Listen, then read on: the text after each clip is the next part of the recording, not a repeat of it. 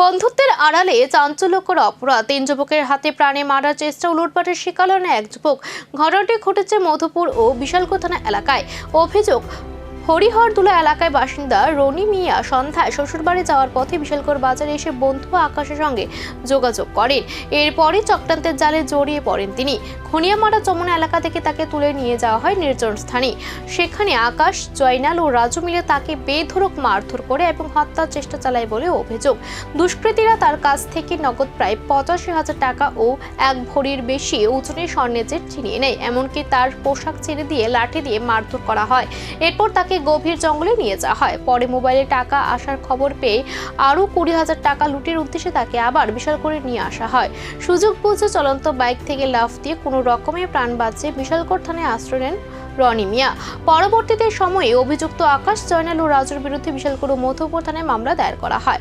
পাশাপাশি ঘটনার মূল চক্রী হিসেবে টিটু আহমেদের নামও অভিযোগ উঠে এসেছে। এই ঘটনার পর এলাকায় আতঙ্ক ছড়িয়েছে। স্থানীয়দের অভিযোগ, এলাকায় দিন দিন বাড়ছে ছিনতাই ও অপরাধমূলক কর্মকাণ্ড।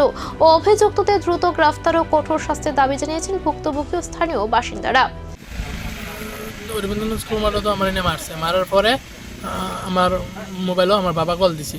কল দেওয়া হইতেছে যে 20,000 টাকা দিব আমার বইনিরে, আমি কিছু কিতাবরণ করে টাকাটা লয়ে যা।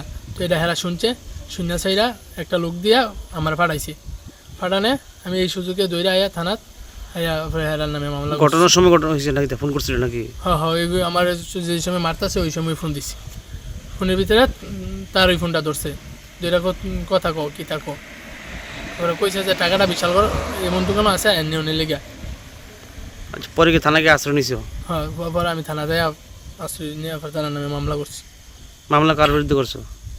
রাজু, জয়নাল, আকাশ, 3 জনের বিরুদ্ধে। হুম। তার বাড়ি কোন জায়গা বলতে পারবে? গনিয়া মারা 3 জনের। 100 জন।